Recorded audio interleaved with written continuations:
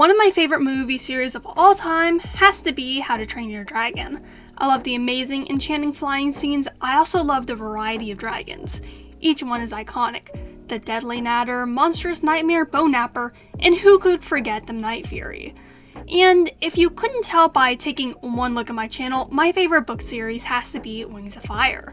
Wings of Fire is home to some equally as iconic dragon types, my favorites being the Sea Wings and Rain Wings. So I decided to combine two of my favorite dragon series together. In this video, I will be taking a look at what if How to Train Your Dragon dragon types existed in Wings of Fire, and how they might have possibly come to be. But before we get started, if you are new to the channel, please think about subscribing. I regularly post both Wings of Fire and Warrior Cats content, so you'll never be bored. And to my current subscribers, thank you so much for supporting me. I wouldn't have gone here without y'all. Now, let's begin with the Night Wings. Oops, I meant Night Furies. But the similarities in their names gave me an idea for the setting and history behind the crossover. Night Furies here are called StormWings because of their ability to use plasma, which sort of looks like lightning. They come in all forms of gray, from pitch black to bright white, just like clouds. They even have patterns.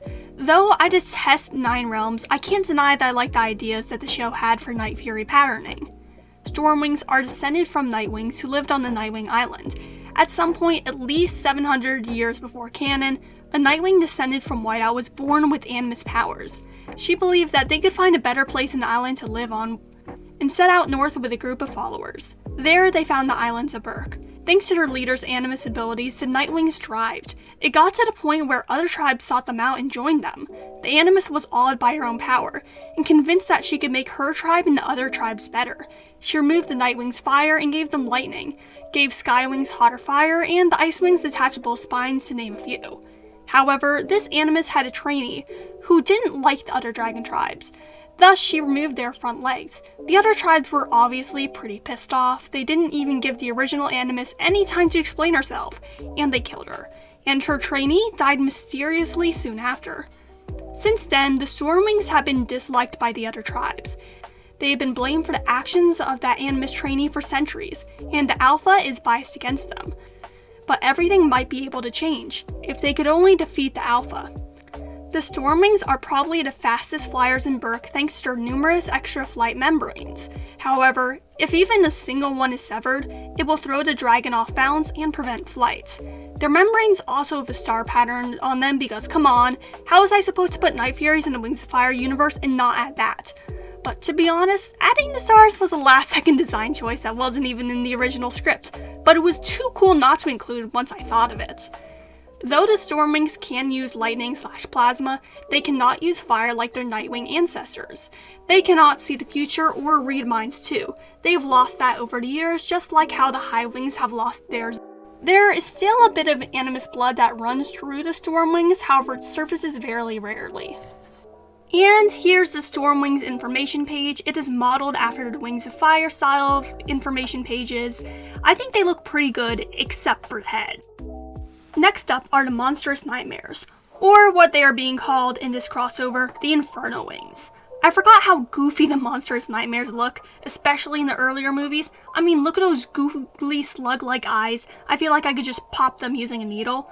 The hardest part about this entire challenge had to be adapting the very cartoony How to Train Your Dragon dragons to the Wings of Fire universe, which is more realistic, and more so convert them to something I could draw using my not-so-advanced style, without losing the original charm of the designs. The head shape for the How to Train Your Dragons is a bit insane compared to the head shapes of Wings of Fire dragons, so I had to change them, and the same thing goes for the other two crossover tribes I made. They're not entirely accurate to the How to Train Your Dragon one, and the Night Fury heads will probably give me nightmares.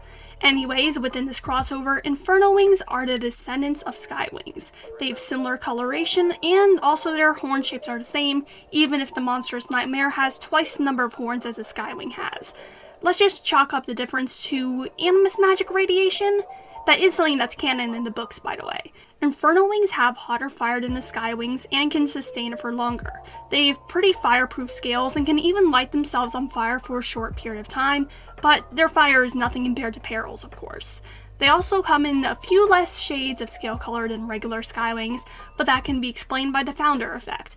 Simply put, the Skywings who came to Berk didn't have any yellow coloration, so no InfernoWings are yellow. Let's use this section to talk about the government of the tribes of Berk. Ever since their early founding, they've been led by one dragon, the Alpha. Similar to How to Train Your Dragon, all dragons have to follow the Alpha's commands. This may be due to an enchantment on the Alpha's crown made by the evil trainee Animus. The Alpha is the head leader of Berk. However, each tribe still has her own king/queen. The only exception are the StormWings, who've been so scattered ever since a recent massacre that they haven't been able to crown a new leader. And here's what the InfernoWing looks like. I'm really proud of this one. I feel like it's better than the Night Furies, and I honestly, looking back at it, feel like it's better than the next tribe I'm going to draw.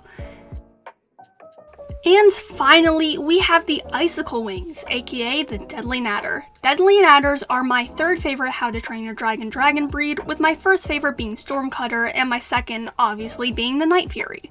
As I said with the InfernoWings, adapting head shapes for this crossover was very difficult. I feel like I definitely lost most of the bulbous features of a Deadly Nadder's head, instead trading it off for the Wings of Fire counterpart's head shape. If the name didn't spoil it for you, IcicleWings are descended from Icewings. They were the main tribe that the Animus trainee had problems with because Nightwings and Icewings have been in conflict ever since the whole Prince Arctic debacle. IcicleWings are most commonly found in shades of white and blue. However, they can also come in red. They also have yellow stripes most commonly, but can be in our colors. Why? Animus, magic radiation, and crossbreeding, I guess. I'm just trying to accommodate the color combinations of a Deadly Nadder because they are way more colorful than Icewings are. IcicleWings have lost their ability to use Frost Breath. This is because the Animus trainee hated Icewings a lot. However, they are able to shoot the spines on their tail and can achieve remarkable accuracy using those. The culture of the IcicleWings is very different from their mainland counterparts.